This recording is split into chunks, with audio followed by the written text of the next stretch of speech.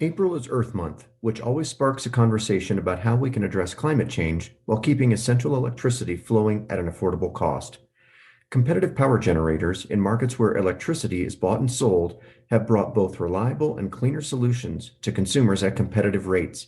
And if we get market structure right, we can see those benefits continue throughout the energy transition. This is Energy Solutions, a podcast from the Electric Power Supply Association, where we unpack the stories and trends behind America's changing electric grid. I'm your host, Todd Snitchler, EPSA's president and CEO. EPSA continues to celebrate our 25th anniversary year, marking the date in 1997 when two organizations combined to advocate for competitive power solutions. We're looking back at how electric competition came to be and how it has benefited America's power system, customers, and the environment over the years. To do that, we're talking to the experts who helped shape the competitive electricity markets and the energy system we know today. Our guest for this episode is Suedeen Kelly. Suedeen served 3 terms as a commissioner at the Federal Energy Regulatory Commission, or FERC. Perhaps a rare occurrence these days, she was appointed on a bipartisan basis by both Presidents George W. Bush and President Barack Obama. Today, she's a partner at the law firm of Jenner and Block, representing clients in the electric and natural gas industries. She's also regulatory counsel for Protect Our Power, an organization working to strengthen the power grid and address physical and cybersecurity threats. Suedeen says that affordability and reliability will remain increasingly important as America faces new challenges, both abroad with the war in Ukraine and rising inflation at home, and with the growing push to address climate change. She says markets can rise to the occasion, but work is needed to find the right structure to enable sustainable energy transitions.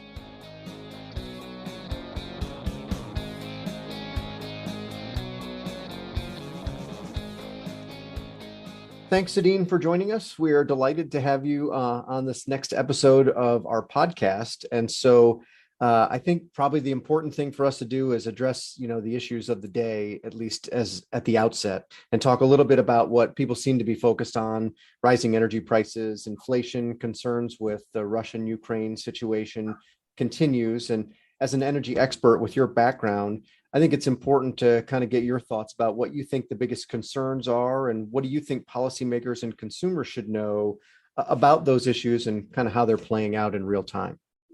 Well, thank you, Todd. First, thanks for the invitation to be here. It's a pleasure to be with you today and to have this conversation.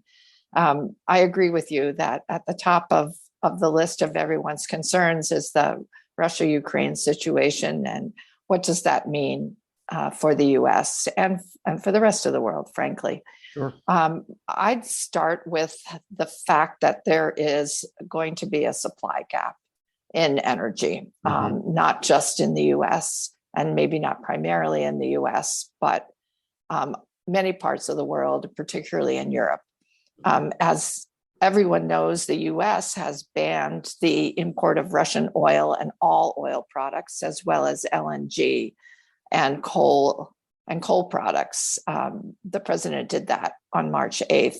Right. We receive a little bit of oil and LNG from Russia, but not significant amounts. The sanctions have also prohibited involvement by any U.S. entity, individual or entity, in new investment in the Russian energy sector. So those sanctions are causing a supply gap. Many parts of Europe, as many of us know, are directly dependent on Russian natural gas. Right. And the natural gas supply crunch is leading to higher heating costs, higher electricity prices. The oil supply gap is leading to higher gasoline and jet fuel prices across the world, and including in the U.S. And as a result, at least in the near term, we see higher prices and more volatility. Combined with that is increasing consumer backlash and political responses.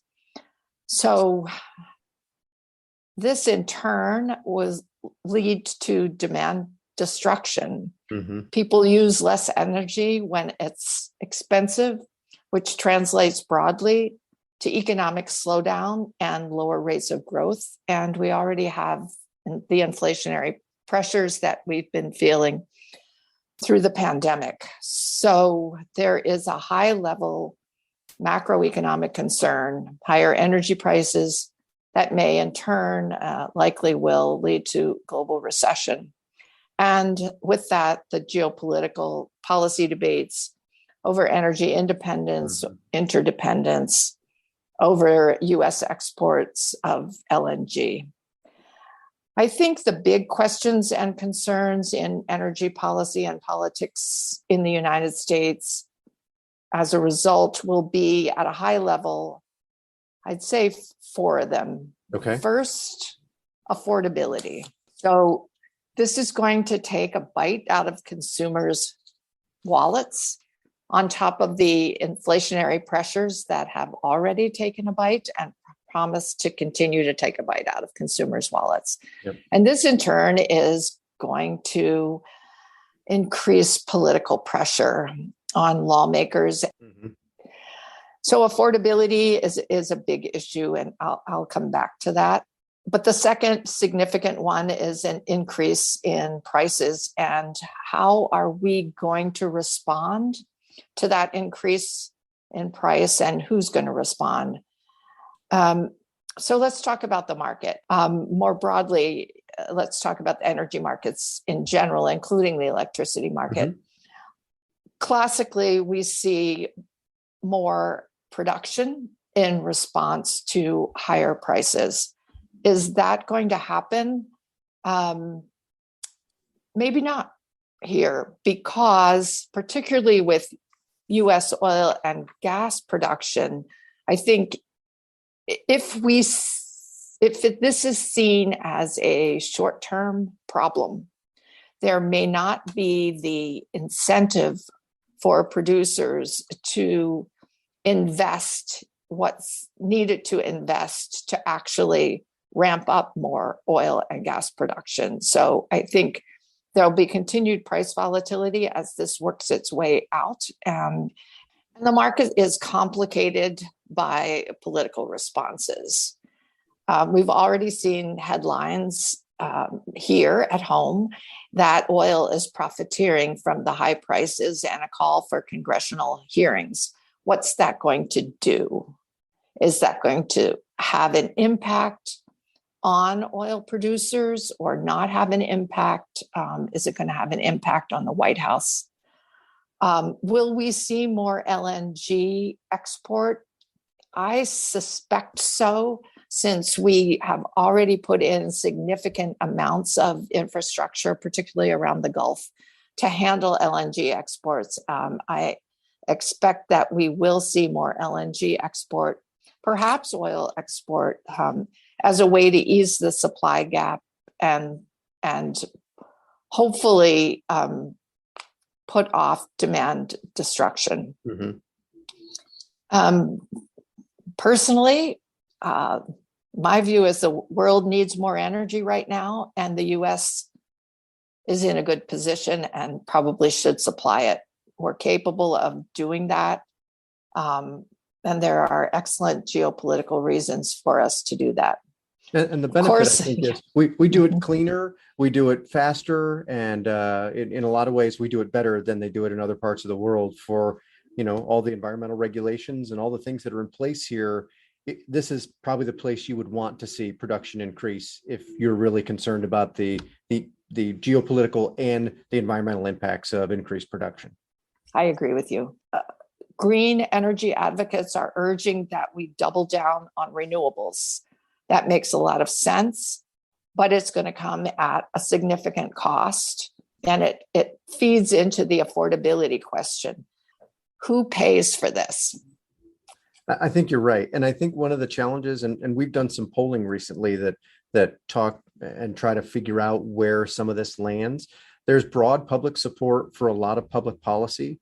And then you ask people how much they're willing to pay. And then you see the variations in support. And as costs increase, that makes it harder for us to deploy some of the resources that maybe have higher upfront costs and, maybe have lower, longer term costs. But public support has to be there because the public's got to be willing to pay the costs. And that's where competitive markets, I think, have the opportunity to really deliver on some of that value, because the competitive pressures to do it safely, efficiently, reliably, and do so in a way that allows you to make money in the marketplace is a terrific incentive to get it right, do it quickly, and do it as inexpensively as possible. I agree with you totally. Yeah. Our markets, we are blessed that we have these markets and that they work pretty well. Lots of concerns and criticisms, but they work pretty well. Indeed, I think that's probably the safest statement either of us will make today. That's right. You've provided us a great transition to kind of talk a little bit about your time at FERC. You had a very long time that you served at FERC, nominated by both Republican and Democrats, had a terrific amount of major issues that you were involved in. So more broadly, just tell us a little bit about your time at FERC and the work that you did to help expand and make RTOs function and competitive power markets actually deliver the outcomes that they deliver today. Thanks, Todd. I appreciate the invitation to do that. I began at FERC at the end of 2003, which was, as far as electricity markets go, a very exciting time to be there. I came to FERC on the heels of having spent a year at the California ISO, the year 2000, trying to get an understanding of the details of the California market and how it worked. And as some of the listeners will remember, that was the year that California's market imploded. Yeah, there was that little thing called the California energy crisis. Yeah, there was. I was lucky in a way to be on the backbench of that because I learned a lot about the importance of setting up a market correctly and going to FERC at a time when, Pat Wood was the chairman at the time and had just set up the Texas electricity market, right, which has actually, frankly, been a very good model, market model, notwithstanding the Texas freeze of a year ago. Correct. And so he was committed to developing, he was committed to developing markets, but he was also committed to developing markets that were set up consistent with economic principles. And so I was lucky, if you will, to be at FERC when we did that and to have been able to learn with my colleagues at FERC and particularly FERC staff how to do that. And sure. I think we did learn from the problems in California, including the governance issues in the California market, and set out a framework that has served pretty well. Indeed. I mean, from our perspective, and I don't know if you would agree, but really it's kind of a triple win for consumers in that prices have gone down, emissions have gone down, and reliability has been maintained or improved. I mean, those are three bedrock principles that I think everyone is in favor of. I don't know anyone that says I'd like higher prices and lower reliability. I have yet to meet that person. So I think that really speaks well to the setup and the framework that you created to deliver those things. But we hear a lot now, and you kind of alluded to this a couple of moments ago about the critics that are either throwing rocks at the windows, or pick your analogy, but are arguing that markets really haven't delivered. How would you respond to that? I mean, I think we'd agree they're imperfect and there are always ways that we can do things better, but how would you respond to the critics that suggest that markets really haven't delivered or maybe have outlived their usefulness? I'm happy to address that topic. Before I do, I want to add a couple of other benefits to your list of benefits that we've seen from competition. We've seen an increase in private investment, and that's significant. And we have seen a commensurate decrease in consumer risk in investment. That's very significant. We also saw and have seen in the electricity markets what you want to see in every market, and that is an increase in innovation. Yep. Its very existence allows for innovation for new suppliers and new entrants, and we've seen that right in spades since 2005. Suedeen, I'm concerned that I'm going to be accused of having fed you the answers, because those sound like the kind of things that we say routinely, but I'm glad to hear that we're in perfect alignment on that. I support these markets. And um, as a segue to the problems with the markets, Sure. let's put ourselves back in the situation in the early 2000s of what we were trying to achieve with the creation of these markets.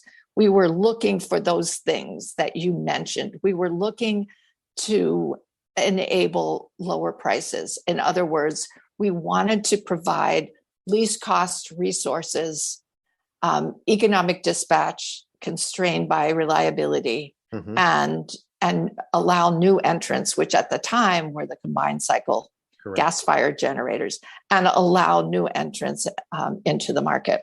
I think the markets that were set up have really achieved that.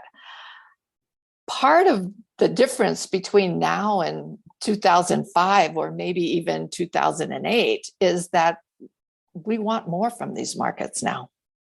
We want not just least cost, we want decarbonization, and we want advanced energy technologies at the distribution level to become part of our market. And we're seeing a demand that is more complex for that's for sure.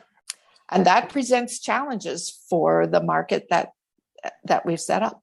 Sure. And I think that leads into where we see quite a bit of tension today between state policies and wholesale power markets that are regulated by FERC. And as you note, that was easier when it was purely an economics issue. And now there's other things that are being pursued.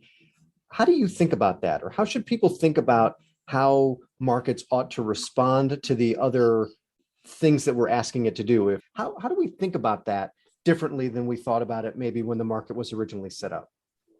That's a great question. Being a lawyer, I first think about it from the legal construct. Sure. And these tensions between the federal government and the state governments have made their way to the Supreme Court and to the Seventh Circuit and then the Second Circuit, which have, on a case-by-case basis, tried to draw the line, which is a difficult line to draw. Obviously, the drafters of the Federal Power Act in 1938 or 34, right. 38, whatever it was, weren't thinking about these issues. I think that the courts have done an excellent job. And to me, a simple takeaway in layman's terms is that the courts have said the markets are FERC's jurisdiction and jurisdictional responsibility. And FERC preempts state actions that directly impact FERC's market. Yep.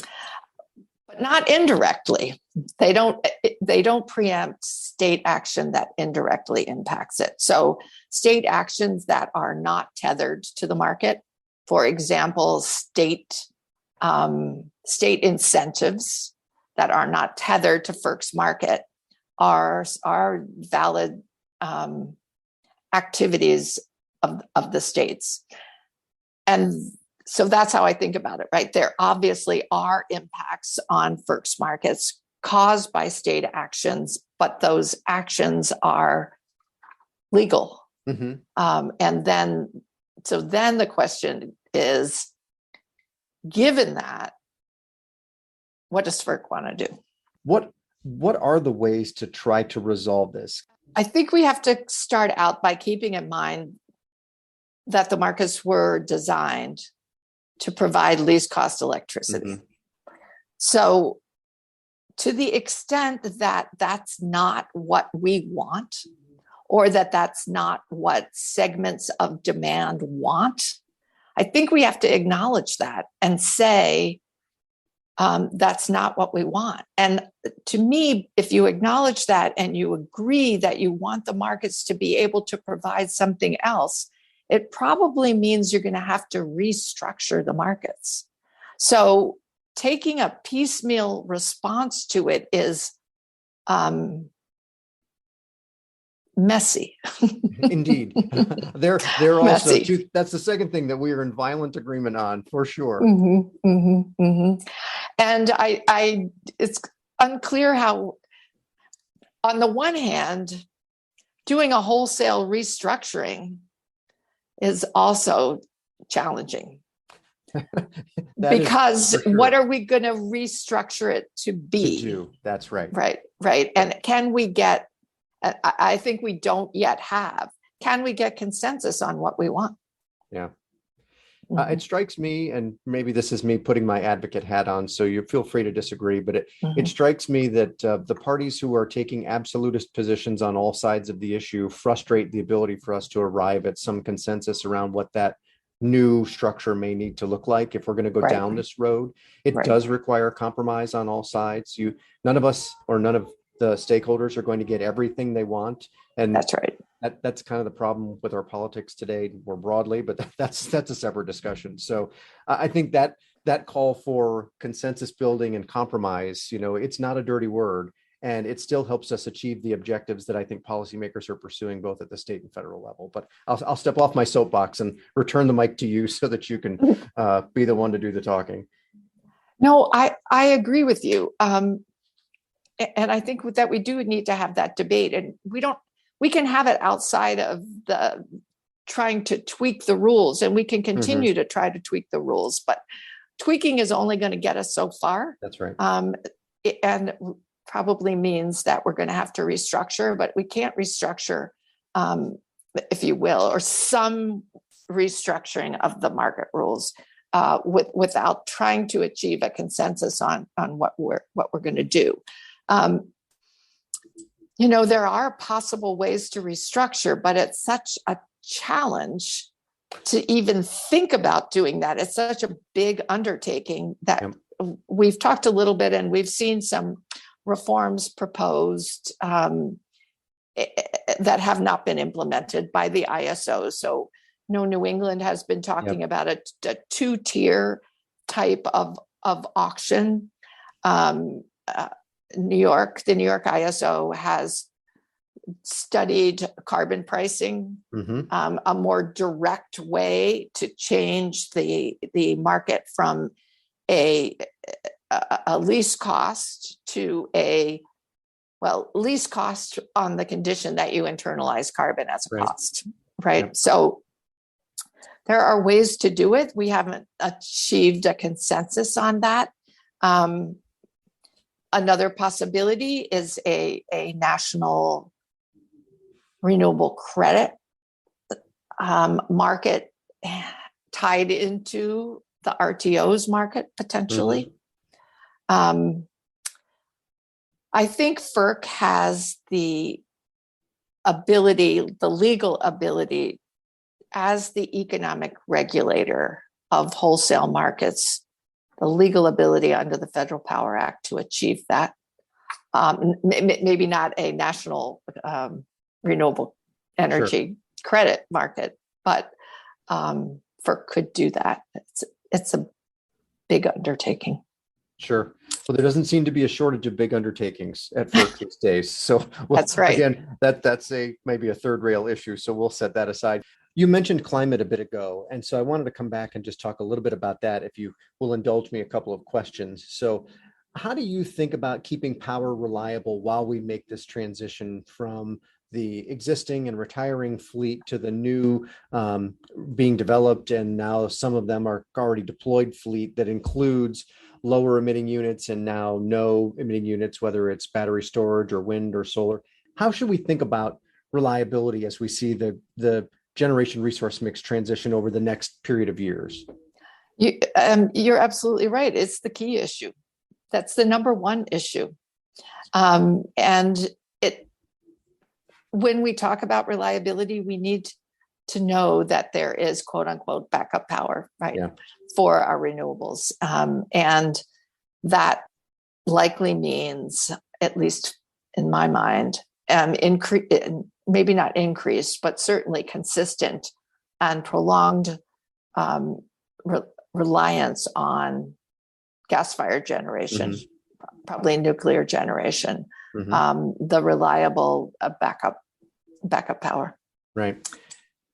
So how do you think about, or what role do you think competitive power generators can play in advancing the energy transition? What are ways that our members and other independent power producers can play a role in advancing that energy transition while ensuring reliability? Well, I think that they are doing it, and that the burden of that is going to continue to be on the competitive market. We have seen that recently that FERC has taken steps with market reform to enable to enable advanced energy technologies to continue to compete and to expand competition.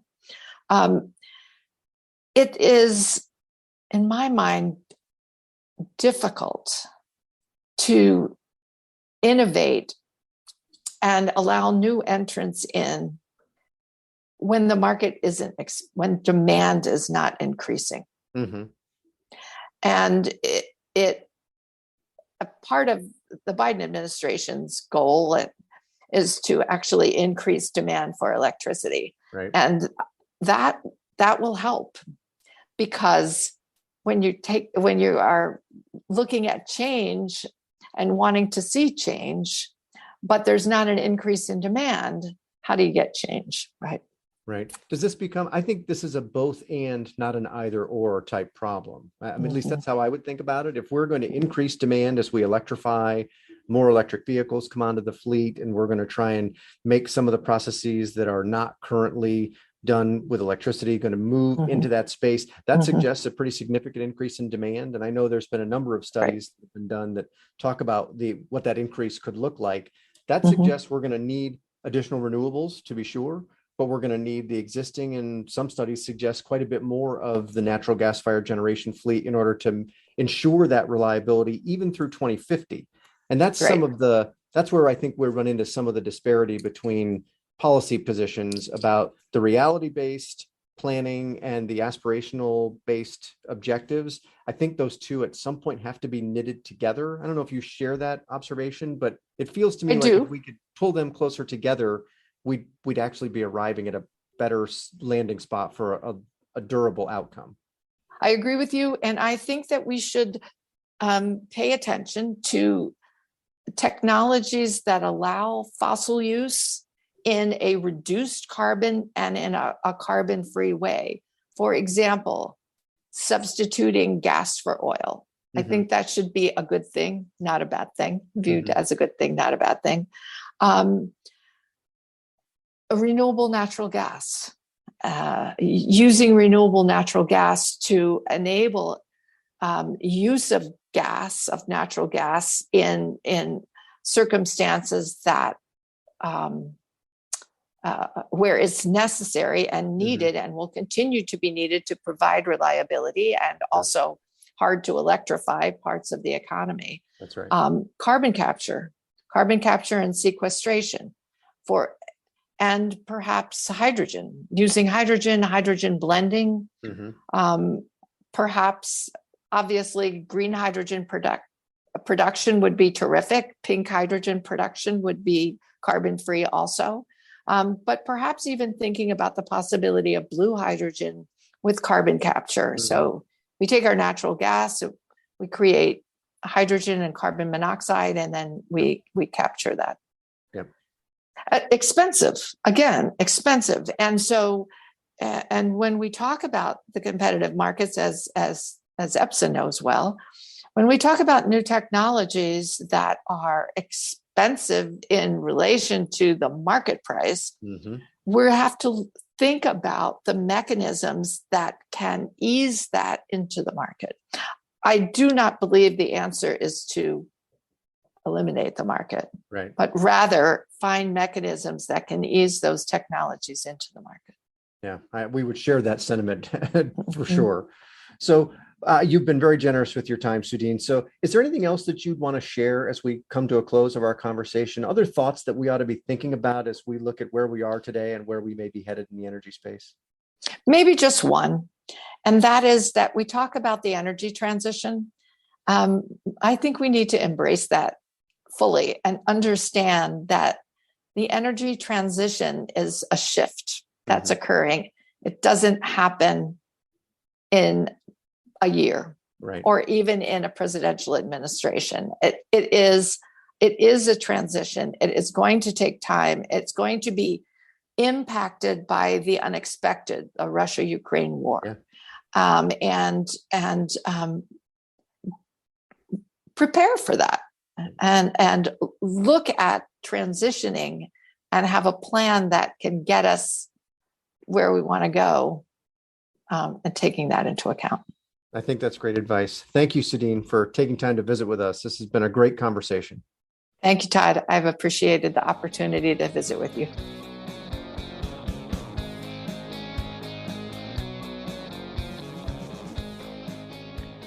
There's clearly a lot to consider as we try to build an energy transition on the competitive foundation that has served us so well over the past 2+ decades. Bringing more clean energy to consumers in a way that's affordable and reliable will depend on getting those questions and answers right. Last month, EPSA held a competitive power summit to discuss many of the issues we covered in this episode. You can find video from the day on our website at epsa.org, including a panel on future market design. And don't miss my conversation with another FERC leader, Pat Wood, who spearheaded the development of competitive power markets in Energy Solutions, episode 12. Thanks for listening to Energy Solutions. If you like this episode, please share it on social media or with your coworkers, friends, and family. You can also connect with us on Twitter at EPSA News and on LinkedIn. And subscribe, follow, and leave a rating or comment on Spotify, Pandora, or Google Podcasts.